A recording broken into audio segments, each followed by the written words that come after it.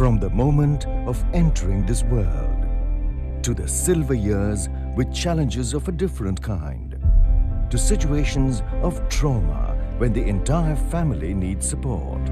Over 300 specialist doctors across 50 specialities cater to patients from the region, other parts of India and overseas. When genuine care meets state-of-the-art technology, one certainly feels better and then heals better. Kaveri Hospital, a trusted name in healthcare. With 5 key centers across Tamil Nadu, Kaveri Hospitals offers clinical excellence and world-class infrastructure in a myriad of disciplines. There's a 24/7 imaging services and a futuristic cath lab.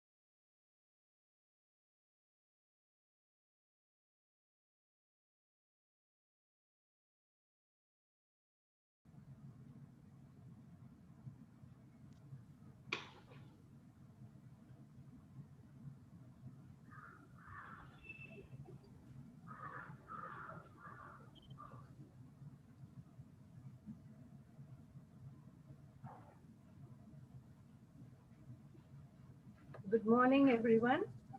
Welcome to the Hindu Wellness Series. This webinar is on blood disorders. We have with us 3 eminent panelists, Dr. R.M. Subbiah, and Dr. Vinod Gunasekaran from Kaveri Hospitals, and Dr. Dolly Daniel from CMC Vellore. Dr. Subaya is a hematologist and bone marrow transplant physician. He completed his MBBS from Madurai Medical College in 2003 and MD in 2010 from Postgraduate Institute of Medical Education and Research, Chandigarh. He completed his DM in 2014 from CMC Vellore. He is currently consultant hematologist, hemato-oncologist, and bone marrow transplant physician at Kaveri Hospital, Tiruchi. He will speak on adult blood disorders. Dr. Dolly Daniel is Professor, Department of Transfusion Medicine and Immunohematology at Christian Medical College, Vellore. She has been a senior registrar in hematology at Flinders Medical Centre, Adelaide, a senior fellow in thrombosis at Flinders Medical Centre, Adelaide, and has been the head of transfusion medicine and immunohematology from April 1999 to 2010. She was the vice principal for postgraduate education from July 2006 to 2010 in CMC Vellore. She was in the editorial board of Asian Journal of Transfusion Science and the National Basic Medical Sciences Journal. She will be speaking on diagnostic aspects of blood disorders. Dr. Vinod Gunasekaran is consultant pediatric hematologist, oncologist, and bone marrow transplant physician at Kaveri Hospital, Tiruchi. He completed his MBBS from Madras Medical College and his MD in pediatrics from PGI MER, Chandigarh. At Sri Gangaram Hospital in New Delhi, he pursued his fellowship in pediatric hematology oncology. At the National University Hospital in Singapore, he was a pediatric bone marrow transplantation clinical fellow. He will speak on blood disorders in children. I welcome you all panelists. Please start the session.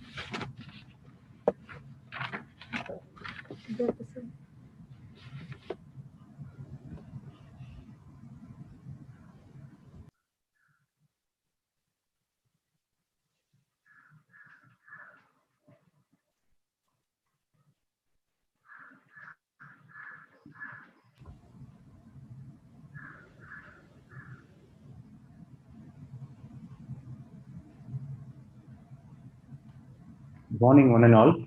So, I'll be discussing shortly about the blood disorders in adults.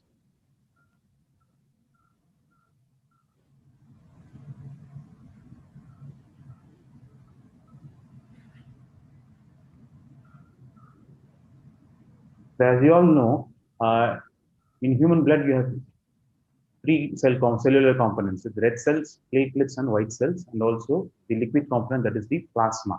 So, blood disorders can be arising from either one of these cells or all together from the bone marrow.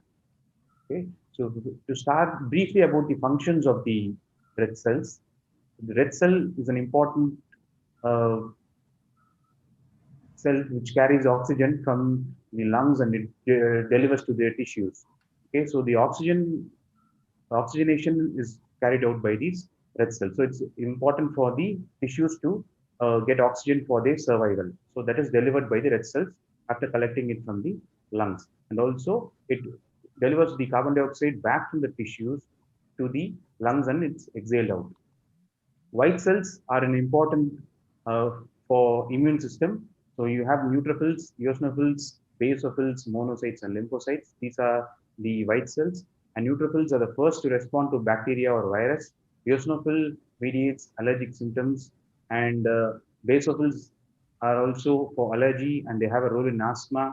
Monocytes clean up the dead cells, which helps in regeneration and repair. And white cells, the agranular cells are the lymphocytes, which are important for fighting infections, especially the viruses.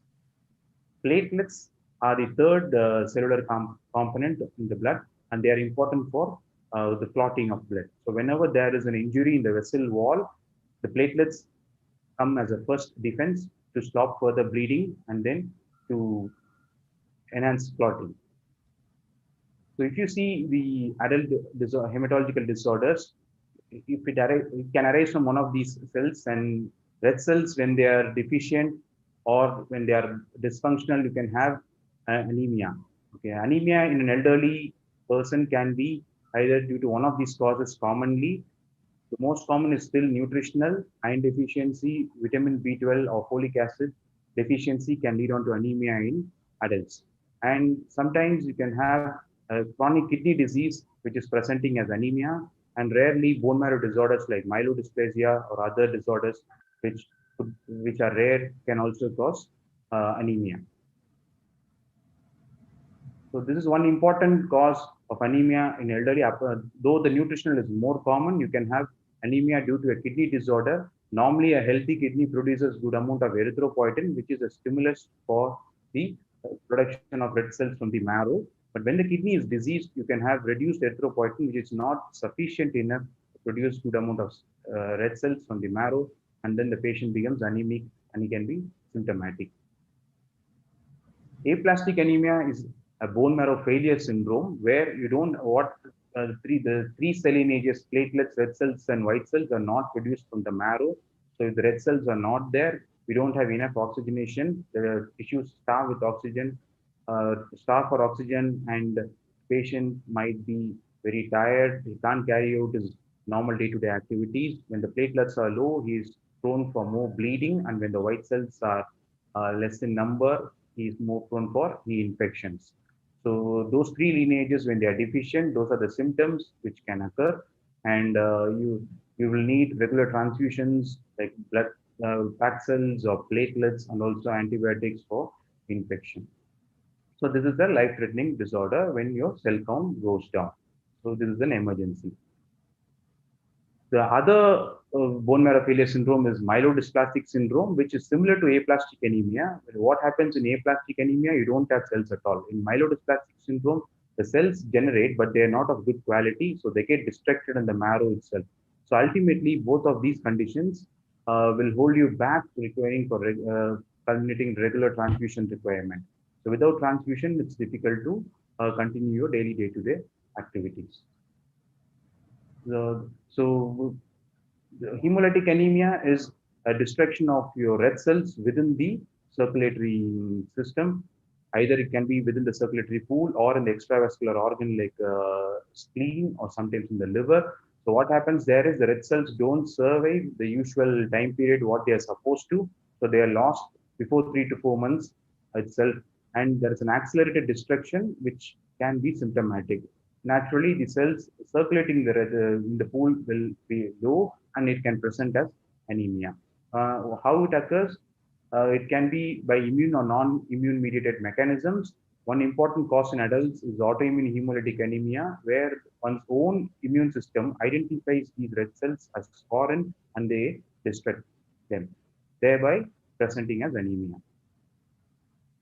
So that is shortly about anemia due to nutritional deficiency or a kidney disorder or reduced production or increased destruction.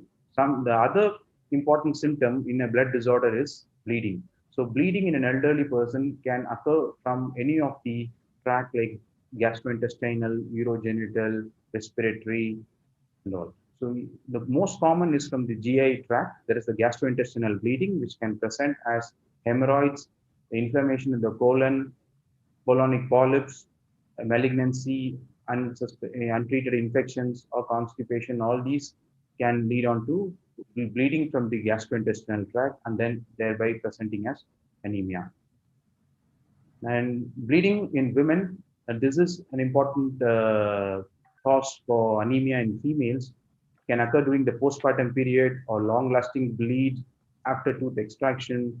You have to suspect this bleeding disorder in a female when there is when you have all these symptoms like postpartum bleed or prolonged gum bleed after extraction or the lack of iron and recurrent requirement of iron supplements or transfusion requirement when there is a heavy or a long-lasting menstrual period for more than 7 days. Because 1 in 10, when you evaluate women with heavy menstrual bleeding, 10% may have inherited bleeding disorder. When you have 10% amongst the heavy menstrual bleeding females can have an inherited disorder. And when you test them, 2% turn out to be having an inherited bleeding disorder. And the other form of bleeding, what you can encounter is a skin bleed. When they are pinheaded size, you call them as petechiae. When they are little larger, you call them as purpura. And when it's more than a centimeter, you call them as ecchymosis. So these can be an indicator of abnormality in the platelet function or the count. And one common condition, what you will see in the public is acute febrile illness due to a dengue viral infection. It can present with eye pain, muscle pain, you can have bone pain, joint pain, headache, and skin rash, like what those petechiae, purpura, ecchymosis they have shown in the previous slide, and as nausea or vomiting. And if you see the trend, the platelet counts in dengue fever, it drops on the third or fourth day. It drops to a nadir by sixth or seventh day, and then it slowly comes back to normal when the immune system recovers from the viral insult. The other bleeding disorder could be due to the coagulation factor abnormality in the plasma, that is hemophilia. This is an inherited bleeding condition which leaves the individual with inability to clot, and it's an X-linked recessive disorder. So on the right-hand side, I have shown you the flow chart. If there is an unaffected father who is not having any hemophilia and a carrier mother who has an affected the hemophilia uh, factor gene which is mutated in one of the X chromosomes, then when they get married, there is a 50% chance for the male children to have hemophilia, and 50% of the female children will be a carrier. So this is an important bleeding disorder which has to be diagnosed when the child presents with bleeding. That is about bleeding. The other extreme is the thrombosis. The two common thrombotic events are deep venous thrombosis and pulmonary embolism. Deep venous thrombosis occurs commonly in legs or thighs. It can be provoked or unprovoked. What happens is the blood circulation, when it is supposed to return back from the peripheral tissues, it can get blocked and thereby leading to symptoms. And when this block happens in the lung vessels, it can lead on to pulmonary embolism. The patient may starve for oxygen, might have chest pain, it can have catastrophic bleeding also. That is about bleeding and thrombosis. The third component is the white cell. Leukemia is one disorder when your white cells are markedly raised. It can lead on to the following consequences. Patient might be may have EC fatigability, is more prone for bleeding and infections, can run high-grade fever. He might feel weak and breathless, and he can have joint pains. If you have these symptoms, then you should, and the raised white cell count, or sometimes a very low count also, you should think about this as a possibility. The other white cell disorder, which is not uncommon, is myeloma, which is from the plasma cells in the marrow. When they get malignant, they can present as myeloma. The patient presents with frequent infections, symptoms due to anemia or bone pain or kidney problems. We can present with renal failure. So that is shortly about the disorders in NADED.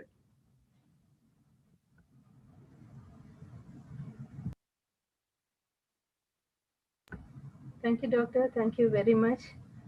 So it's quite an interesting presentation that you made. I request Dr. Vinod Gunasekaran to take over from here.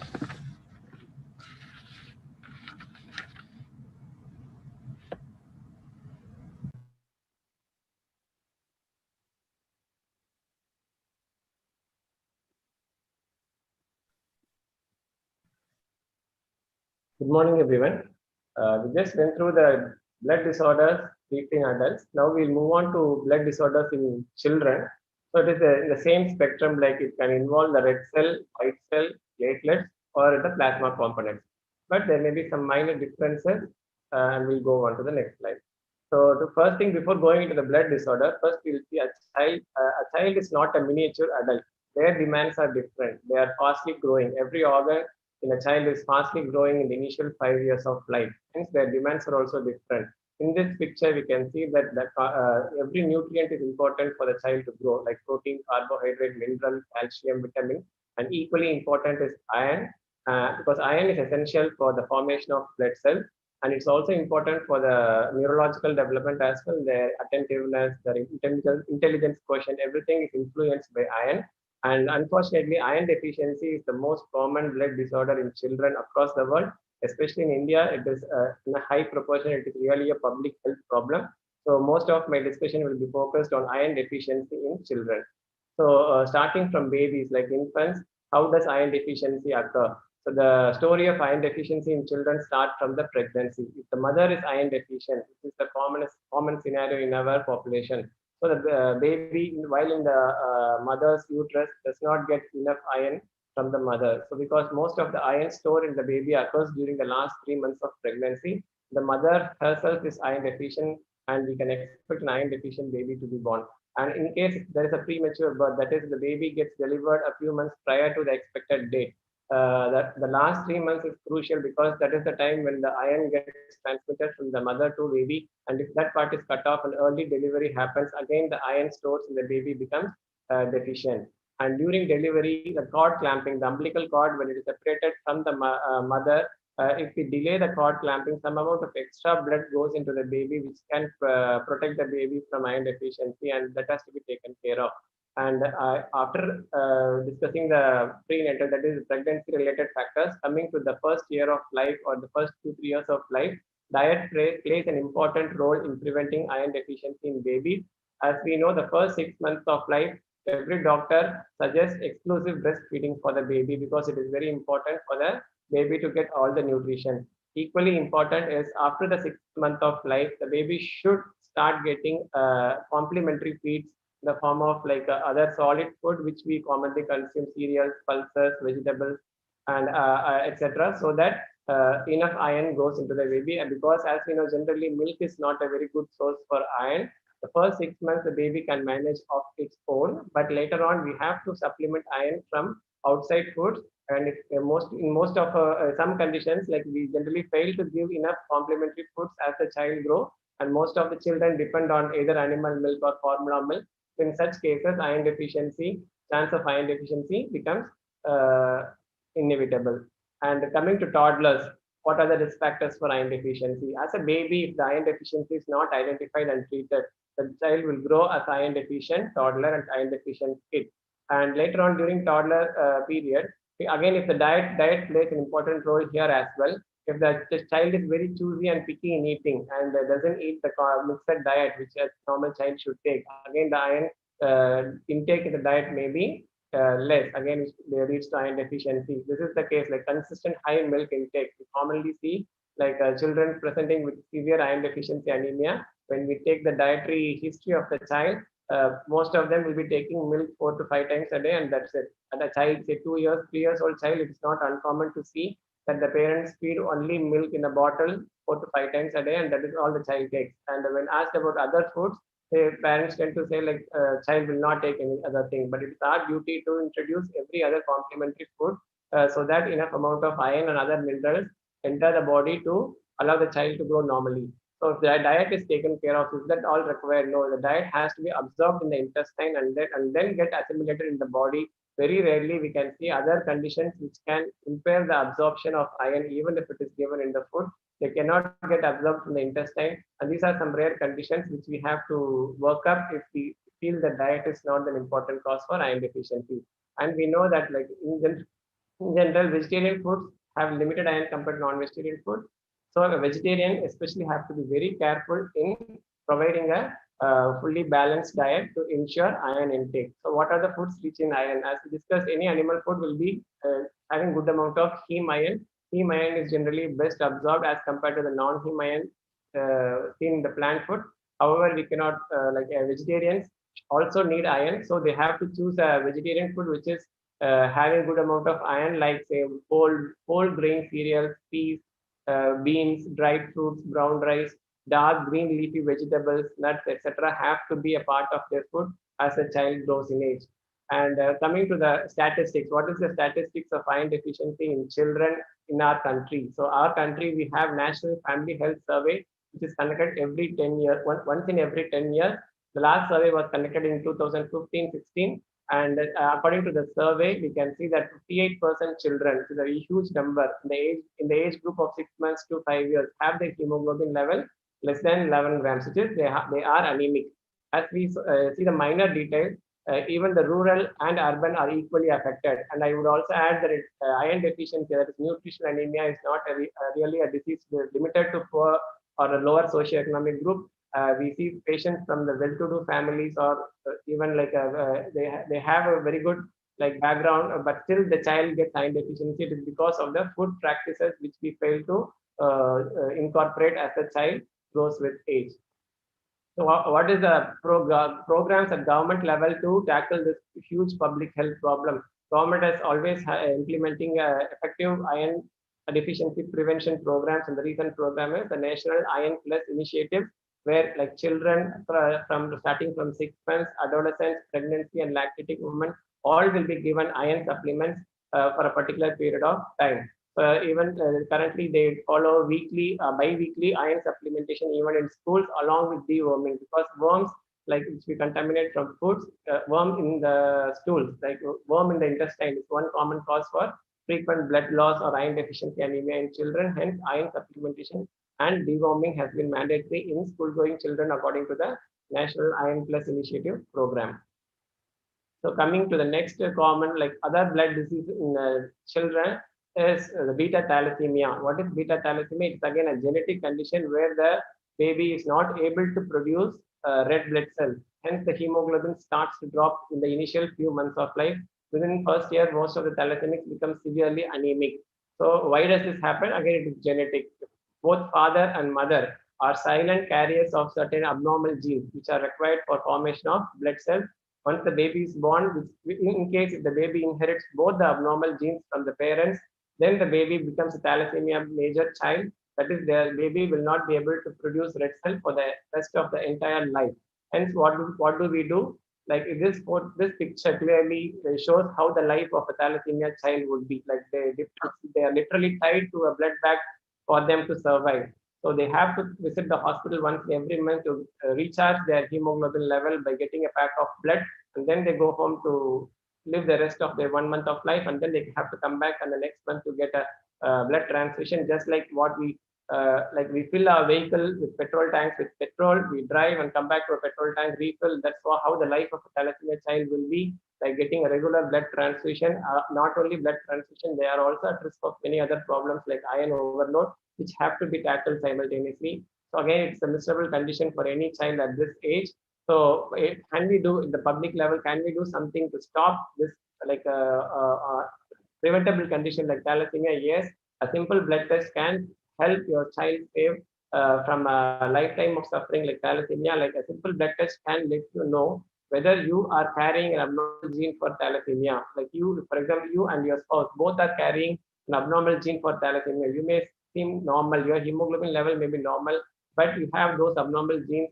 Hence, if you plan to have a baby, then you need some special investigations to prevent that the child will become a thalassemia major. For example, if only one of the spouses affected, then there is zero. If both the spouses are affected to be thalassemia minor or thalassemia carrier, it's better to take genetic counseling prior to pregnancy.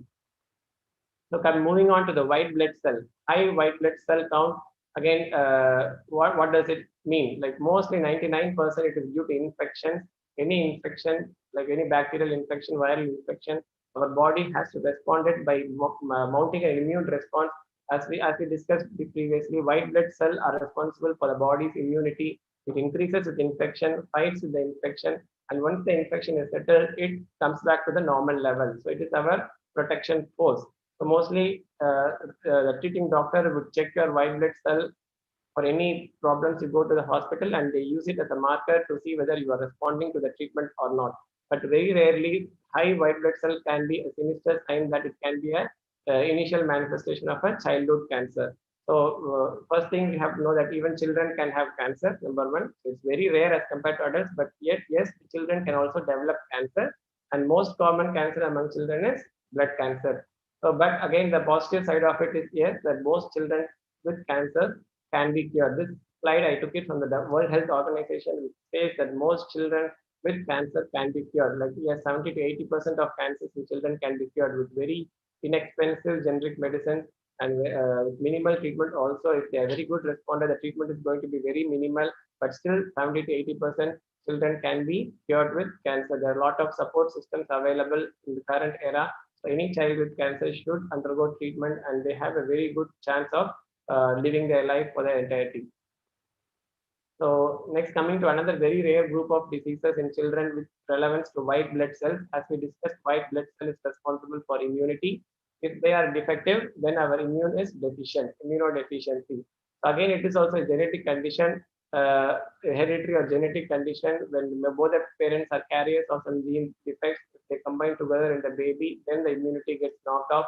So the body cannot fight infection. So the child will be prone for multiple infections. There are certain warning signs when we have to evaluate the child for the presence or absence of a primary immunodeficiency, that is a genetic defect which causes immune defect.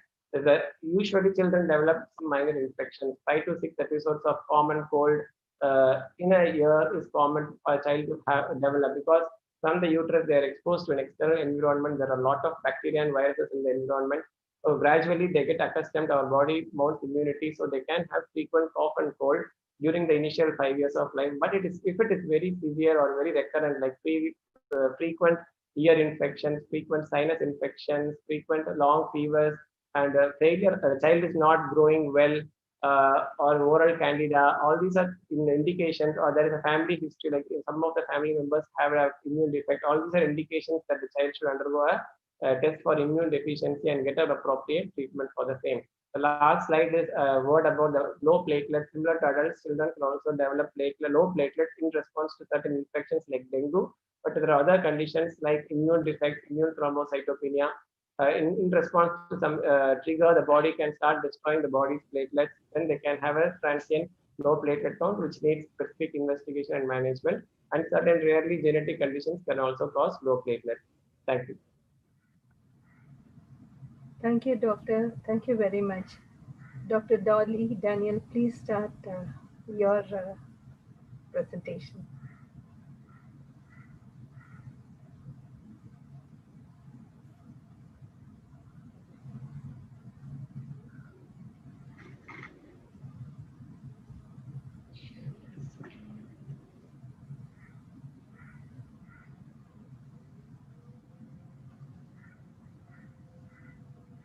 My screen going.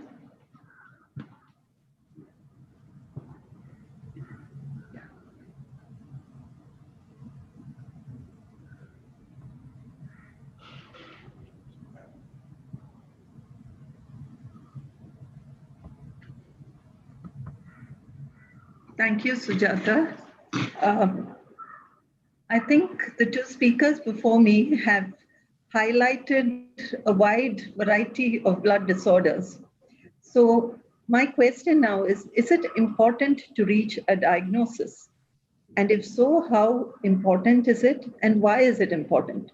I think all of us will agree that it is very important to reach a diagnosis because treatment options of these various blood disorders is so different.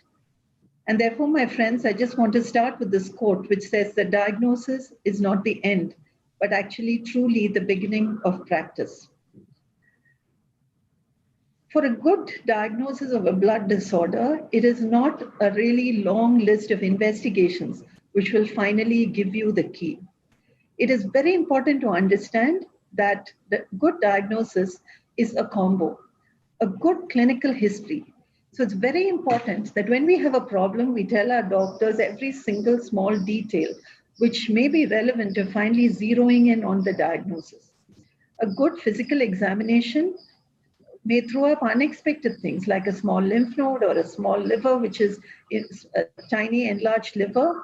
And therefore, this will help us reach what is called a differential diagnosis, which means one of many possible diagnoses. This then moves on to ordering of appropriate investigations. And please remember appropriate. Okay, it is important that we do the relevant investigations and not necessarily a large list. And this will help us then add on additional investigations if required, which will finally help us come up with a final diagnosis which can be appropriately treated. Now, as mentioned before, Blood is made up of plasma and cellular elements. And if we want to reach a diagnosis of blood disorders, the first thing would be to examine both these as relevant, depending on what the complaint may be. There are a few things which are very important to remember from the blood cell point of view. Now, many of our cells are not in a state of constant renewal and production, but the blood cells are produced by the bone marrow on a regular basis.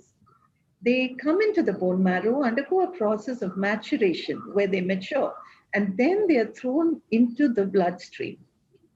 And the life of these cells varies. Like the white cells last only a few days, the platelets slightly longer, about 10 to 12 days, and the red cells the longest, which is about 120 days. So essentially, the bone marrow is a production line, a production center. And unless everything which is needed to make that cell perfect is there, the cell that emerges is not going to be perfect. So if a red cell needs to come out perfectly, adequate iron, adequate B12, adequate folic acid, everything has to be there, proper globins, and only then do you get a proper red cell. So it's the same for all the other cell lines as well. And this is a constant process. Now, the cells which come in get produced, thrown out, and then finally destroyed. So there is a very fine balance between production and destruction. And in a normal situation, there's a steady state. And sometimes up to a point, during times of increased need, let's say you have an infection, white cells are needed to combat the infection. The bone marrow is able to cope with it by producing a little more. But in addition to that, it has stores. So this bone marrow is really smart. It just doesn't produce alone. It also keeps a reserve, like a savings account, so to speak. So it makes some and doesn't throw everything into the peripheral blood. It stores some. So for an emergency where the bone marrow doesn't have time to actually make and replenish, it throws out what is stored within it. It's also important to remember, like how Dr. Subbiah mentioned, that red cells, for example, are controlled by a hormone called erythropoietin, which is secreted outside the bone marrow. So the kidney needs to produce this. And this feedback actually makes red cells come on at a regular, get produced regularly. And the same holds for WBC and platelets, where GCSF and thrombopoietin are produced from outside the bone marrow. So for example, thrombopoietin is produced by the liver. And therefore, diseases which affect the kidney, diseases which affect the liver, for example, can also impact and cause what we see as blood disorders. So if you have decreased red cells, decreased hemoglobin, then you call it anemia. If you have decreased white cells, then it's called leukopenia. And if you have decreased platelets, then it's called thrombocytopenia. And if all cells are decreased, then it's called pancytopenia. So this invariably is because of one of two reasons. Either it's because it's decreased production within the bone marrow, or there is increased destruction after it has been thrown into the bloodstream. So how do we find out what is happening? Because therapy will depend on the cause of the relevant blood disorder. So there are a few tools which actually help us.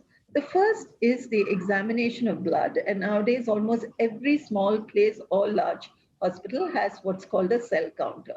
And this gives us a whole set of parameters of red cells, white cells, and platelets. And I'll come to it in a little more detail. But if you just look at this where my cursor is, there is the picture of two glass slides, okay? So take a drop of blood of the patient and spread it out on a glass slide, and you get what is called a peripheral smear.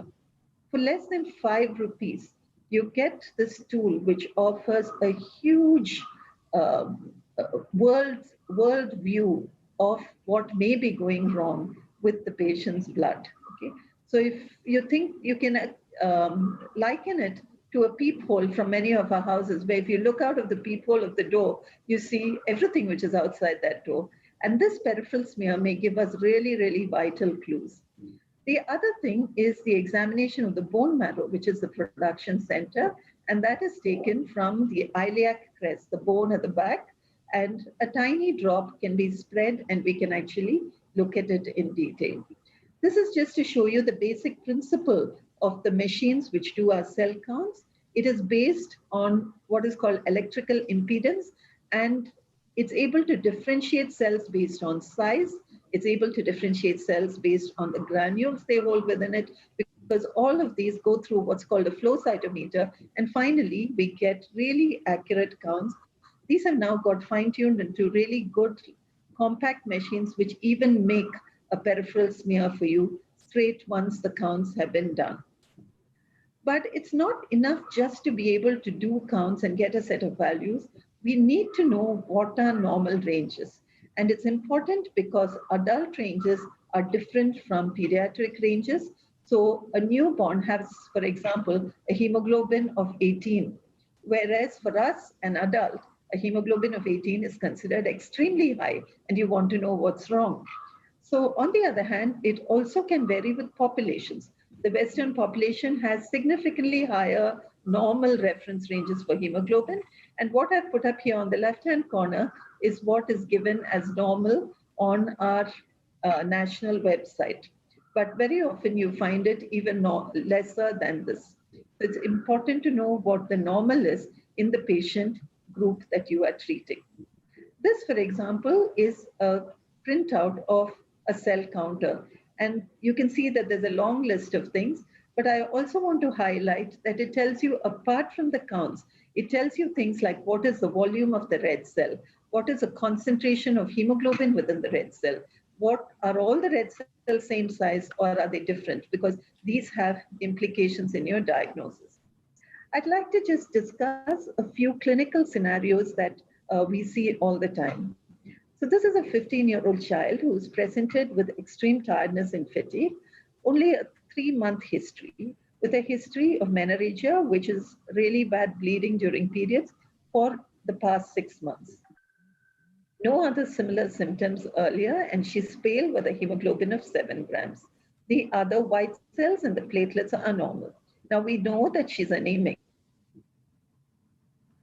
That's clear. But what type and what's the cause? Now, these are normal red cells. They look like biconcave discs. And when you put them on a smear, what you see are these. So you have a central area of pallor, which is about 1/3, and the remaining, which is much darker and red because of hemoglobin. Okay, so that's a normal red cell. Now, this is the patient's red cell, and you can see that they are smaller. And also you can see that the central pale area is significantly more. And this is a very typical finding of iron deficiency anemia. But we also found something strange in her, which are these neutrophils, which normally have just 5 lobes maximum, with about 7 or 8 lobes. And this is something which you see usually in vitamin B12 or folate deficiency. Putting these together, we actually thought that she might have a combined deficiency of both iron and B12. So additional tests showed that the iron and the ferritin, which is the storage form of iron, was both low, vitamin B12 was low, and she was started on supplements. 2 weeks later, she comes in feeling better, a raised hemoglobin slightly, and a reticulocyte count, which is 12.5. Now, the reticulocyte is a young red cell, okay? And you need a separate test to check this out. But if the reticulocyte is high, it means that the bone marrow is responding. So essentially, this patient has shown evidence of response to therapy, which shows that we're on the right track with this lady, diagnosed, or at least a suspected diagnosis, by a simple peripheral blood smear and a simple count, confirmed by a few more additional tests. Now let's move to this young 1-year-old who's presented with severe anemia. Dr. Vinod talked about thalassemics presenting with really severe anemia. So this child had a very low hemoglobin of 4 grams per deciliter, but they also found that the red cell size was very small. So you can see here, these extremely small red cells. So they're called microcytic, okay? And the volume is 60 femtoliters, the normal being 80 to 100. You can also see that the central area of pallor or paleness is really markedly increased, but you can also see a lot of abnormal shapes, okay, like teardrops and target cells. So the most likely diagnosis here is a thalassemia and a beta thalassemia. It is very important to check out for abnormal hemoglobin. There are special tests which do this, and you can find genetic tests on the mutation. So different shapes of red cells noted on a peripheral smear will also give us a clue as to what we're dealing with. Now, this is a 13-year-old with something called a mixed connective tissue disorder. And this child presented with a hemoglobin of 5 gram per deciliter. The volume was normal, but look at this, where all the red cells are all sticking together. And you also find these cells, small red cells, with absolutely no central pallor. Now, these are called spherocytes. Now, the reticulocyte count, that's the young red cells, were high in number.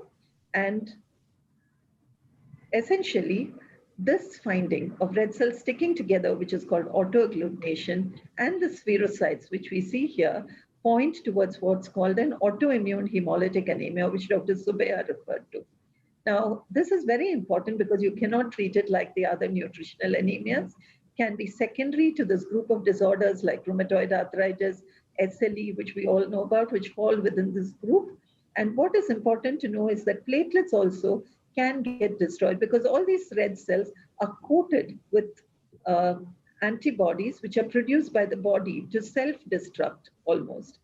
Now, these tests, like the direct Coombs test, will give us a clearer idea of the diagnosis. And things like the LDH and bilirubin are indicators that red cells are being broken down. So this is a clear scenario where you have increased RBC destruction, and the test and the peripheral smear point to it. And you need to handle the primary disease which is driving this process. The other tool which helps us is the bone marrow, okay? And a bone marrow aspirate, a normal looks like this, and with cells and these fat spaces. This is something where a bone marrow is empty, okay? And this is a condition where the bone marrow is hypercellular or more cellular than normal. Now, this is a 28-year-old who presented with severe nose and mucosal bleeds. All the counts were low. You can see that the hemoglobin was low. There was no reticulocyte response. The red cell volume was on the higher side. And both the WBCs and the platelets, along with red cells, are high. Now, bone marrow shows this. So it's very clear that there are no cells in the bone marrow. It's an empty marrow. And this is a severe aplastic anemia. There's decreased bone marrow production, and these patients will require transfusion support therapy and a possible transplant. Now, this 30-year-old presented with fever and pancytopenia. And if you look at these cells, they are clearly abnormal. This is the bone marrow, and you can see these fine pink rods, which are OR rods, and when so many are present together, they're called faggot cells. Now, this is a diagnosis of acute promyelocytic leukemia. One may ask, what does it matter what kind of leukemia it is? But we all know today that there are really good treatment options for many of the leukemias, which are different from each other. Now, these patients do very well. So it is important to diagnose and to diagnose early because they also have a complication of dying due to bleeding complications very early on in the disease. Additional tests which also help are things like flow cytometry and molecular testing, which have a great impact on the outcome and therapy choices. Moving on to the plasma bit of it, which is responsible for the clotting. It's important to understand that the body has a very fine balance. On one side, you have procoagulants, like all our clotting factors, which help to prevent bleeding. But just imagine if a clot continues to grow, you won't survive. So there are natural anticoagulants within the body. And also some of the clots which are formed need to be lysed in order for blood flow to be restored. But there are inhibitors to that to make sure that there is a good balance. As mentioned before, they can be inherited or acquired. Some of the baseline tests which are used to diagnose these are prothrombin time, activated plasma thromboplasmin time, and specific factor assays, which can tell you whether this is a factor 8 deficiency or a factor 9 deficiency. And it's important to know which it is because we have good replacement factors today for specific therapies. One normal physiological state where balance can be really upset between coagulant and anticoagulant mechanisms is pregnancy. So it's important to treat this group of individuals very carefully because generally pregnancy is considered to be a prothrombotic state where they tend to clot more rather than bleed. But having said that, there are lots of problems during the peripartum period which we have to handle carefully. Now, one thing which is repetitive in our theme is that many of these conditions require transfusion support and possible transplants. So just a word about transplants. When we do stem cell transplants, what we are trying to do is to embrace diversity. So one of the things which highlights diversity between two individuals is HLA or the human leukocyte antigen. It's recognized as foreign when a cell gets introduced into another. So the closer an individual is HLA matched, the better the outcome for the patient. It's inherited from our parents. So therefore, all our parents will be a 50% match with us, both our parents. And amongst siblings, there's only a 25% chance that you will match. It's so diverse and polymorphic. There are more than 20,000 HLA alleles. And therefore, it is important that we know that there are stem cell registries today where people actually volunteer in and give themselves their names and their testing done to be stem cell donors for individuals who do not have a HLA match. The larger the registry, the greater the chance of somebody with a blood disorder finding a match. And this is also very important because there are ethnic differences. And if we can contribute towards our stem cell registries in our country, then it'll be maximally beneficial for our patients. A word about transfusion support. We have such a high population, but in India, it is estimated that only 5 per 1,000 individuals actually donate blood, whereas in the developed countries, 50 per 1,000 donate blood.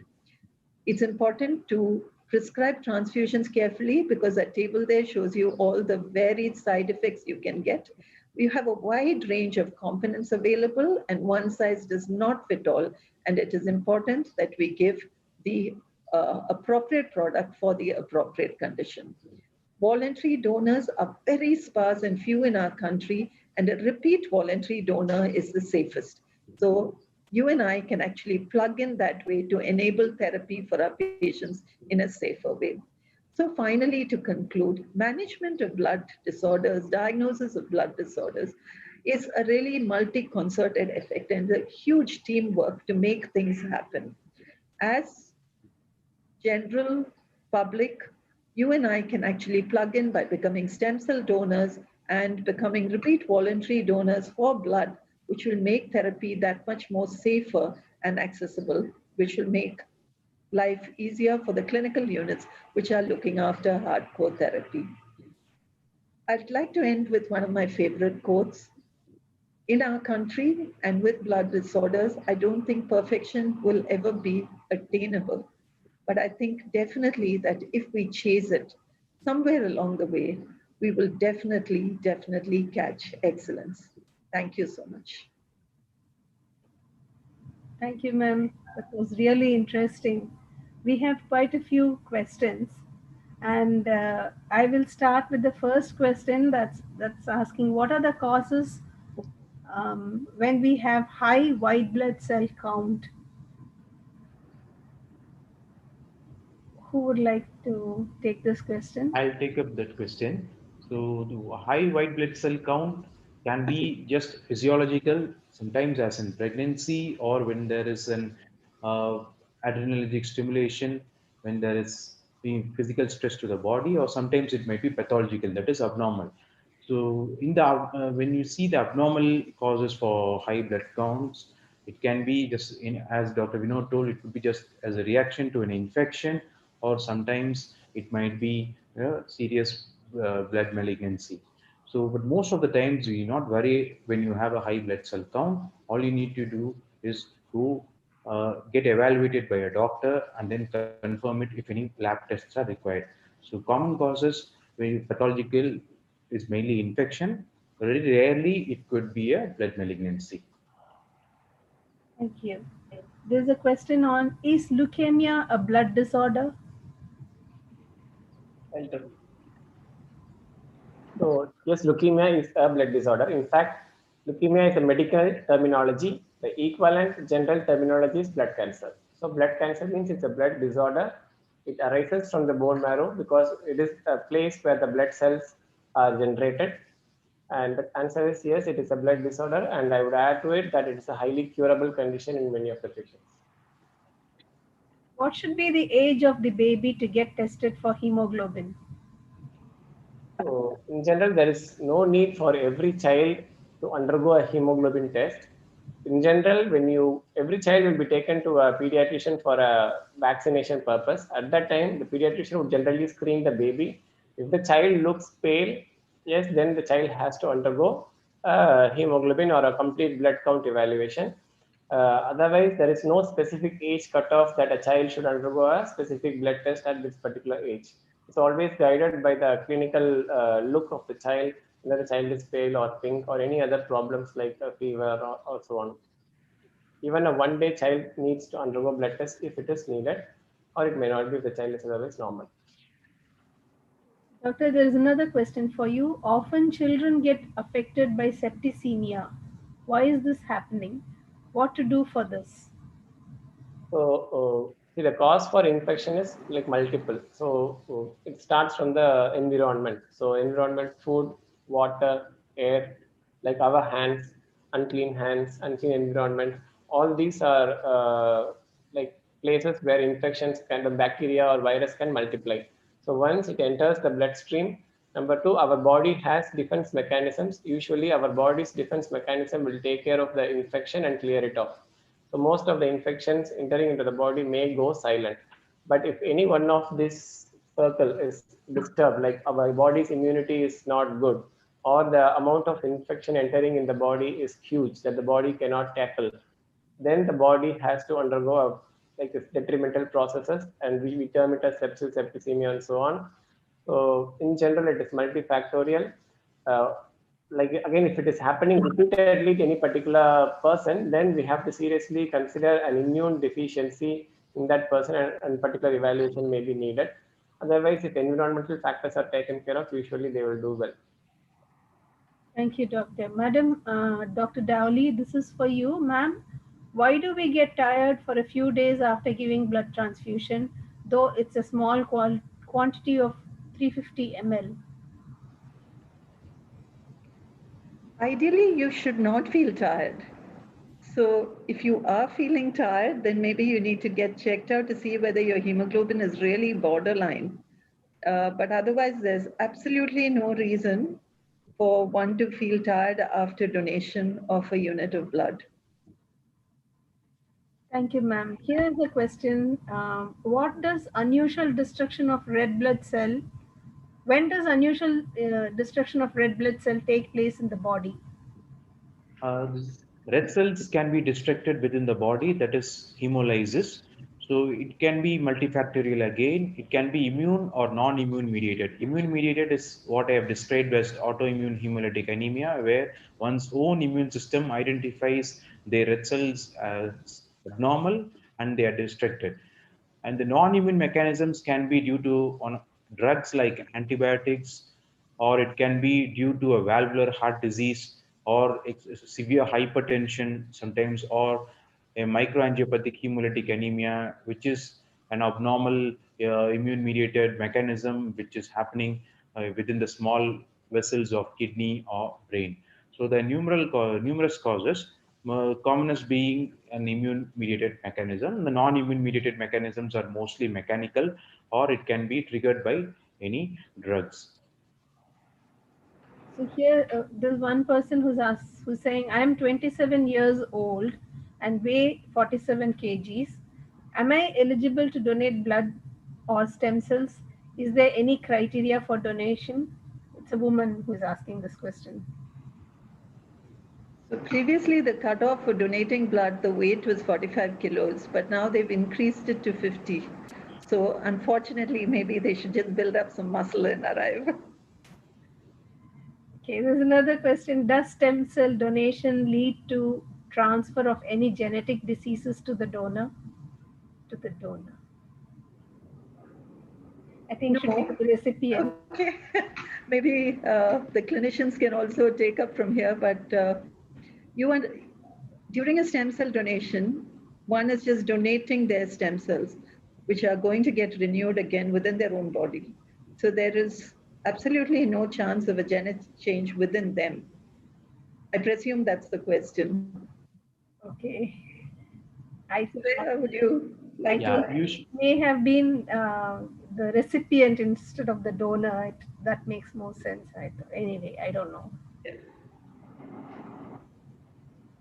So there is one question here. Can cancer be detected in newborn using cord blood sample?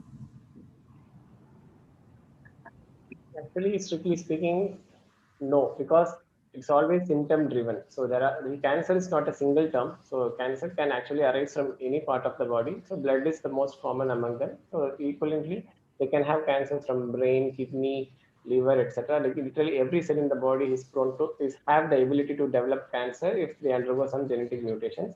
And there is unfortunately there is no single test to screen all the cancers regularly so that I will not develop cancer. So there is no need for any test in cord blood as such to detect cancer at that particular time. It's always symptom driven. So if some symptoms they're not explained with the usual infections or so, then we will start evaluating for malignancies. And then once diagnosed, we start treatment. That is the routine things going on now. Certain mutations can be tested, but again, those are not practiced routinely because it's very like extensive. Thank you, doctor. There's one question here. What are the causes of autoimmune hemolytic anemia? Autoimmune hemolytic anemia is, as the term goes on, it just says it's autoimmune. So that is your immune system regulation is lost. So there is no proper, your own immune system is normally, it is not supposed to restrict your own tissues. When that regulation, that identification is lost, when it cannot recognize your own tissues as one's own normal, then there is a high chance. So that happens when your immune cells are getting educated, when they are formed and they get trained in thymus and bone marrow, the training can be sometimes corrupted. So in those scenarios, you develop the autoimmune disorders, which is more common in females. Two-thirds patients are females, and it's common during your active reproductive age group between 20 to 50 years of age. So that would be the most common scenario where one can develop autoimmune disorder. So we don't know what is the exact stimulus which causes this corruption in the regulation. It is mostly idiopathic. One person has asked, I have a WBC count of 4,000, which is the lowest range of WBC. Is this a cause of concern? I think no, a single value of 4,000 has no meaning.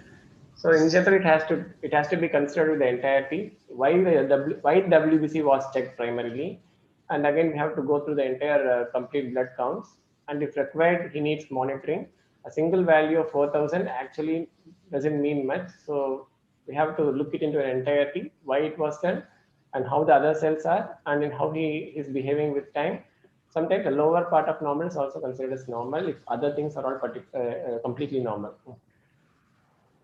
What are the symptoms of blood cancer that can be missed out in early stages of cancer?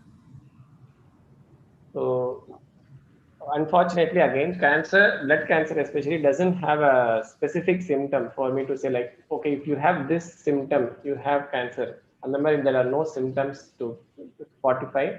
So actually, the symptoms overlap with any other infection. Like the most common symptom is a prolonged fever. A fever can occur in typhoid, malaria, dengue, and also in a blood cancer.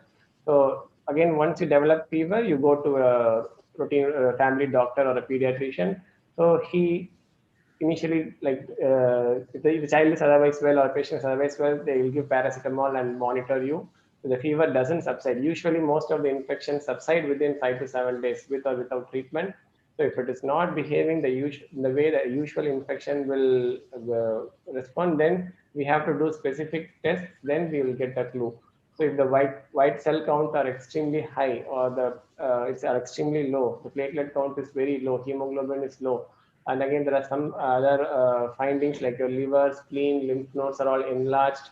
You have body pains, bone pains, bleeding symptoms, very high fever, loss of appetite, loss of weight. So it's like a big group of symptoms. Not everyone will develop every symptom.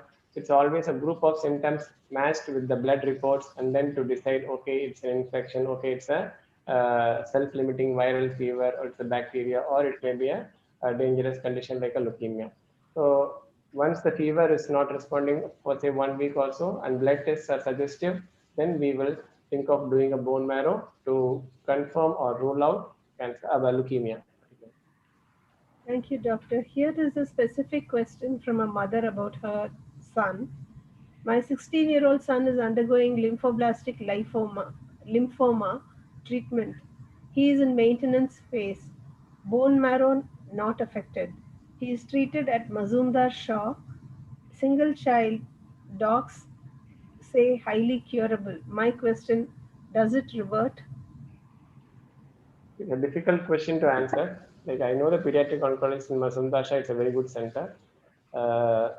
Again, the lymphoblastic lymphoma in a 16-year-old child, person, generally has a very good outcome. I'm sure the doctor would have told you like 70 to 80% this child will remain well for the rest of the life. Again, like still we are, none of the cancer in the world can have 100% success like in the entire world, like even in the advanced countries. So if that it depends on the nature of the tumor cell, which we cannot study beyond a point. Generally, lymphomas respond very well to chemo. 70 to 80%, the child should remain well the rest of the life. Only time can answer this specific question. Like with time, now that the child is in maintenance phase, after say 2.5 years, the treatment will be stopped, and the doctor will like repeatedly do blood tests to check whether the disease is in control. As the time passes off, the cells don't grow back, then it's an indicator that the disease has gone away from the body forever. Only time can answer the question, but our treatment is always as effective with reference to the current advanced treatment protocols, and we hope that the child remains well. Thank you, doctor. I think there's one more question for you here. How to improve hemoglobin level at pediatric age group? Again, as we discussed, it's mainly diet driven. So diet, so for hemoglobin to generate in the body, importantly, we need iron, B12, and folic acid. So we should concentrate on foods which have all these components. So our common practice is, okay, baby will be given milk in a bottle or a cup. So that practice has to change. Like consumption of milk, there should be a particular limitation. If the child is going beyond 6 months of life, yes, milk is essential, but milk is not all is required. So the milk consumption has to be limited, say 2 to 3 times per day, and a mixed adult-based diet should be incorporated in the baby's diet by the child the time reaches 1 year of age, which means like all the cereals, pulses, vegetables, fruits, dry fruits, nuts, beans, all should be in mixed proportion. For example, we as an adult eat like in the morning, we have a different menu, afternoon menu, night menu, in between snacks. All those should be in a similar pattern in a child so that the mixture of all essential nutrients are in. But again, if a child is severely anemic, it's a perception, okay, now from today I will rechange my diet pattern and cure it. But unfortunately, it's not possible because none of the diet has enough iron to revert a severe iron deficiency to normal. So if there is a significant iron deficiency or a significant anemia, he needs treatment with iron and multivitamin supplementation to boost the body nutrients to the baseline level. And from then on, their diet should be like what we discussed in a mixed pattern to sustain the nutrient level for future. One last question. Insulin resistance is a blood disorder. Is it a blood disorder? I think this this person wants to know. He is Dr. R. Ananthakrishnan. He is a PhD in yoga. Insulin resistance, that is diabetes, so it's more of an endocrinological issue rather than a hematological issue. Thank you, doctor. I think we are going to wrap up here. We don't have more time for questions. Thank you so much. This was one of the very interesting sessions that we had. There are lots of interesting questions also here. Maybe we can just pass it on to you later when we are done with it. Thank you so much for taking your time off. Thank you, madam. Thank you. Thank you. Thank you. Thank you.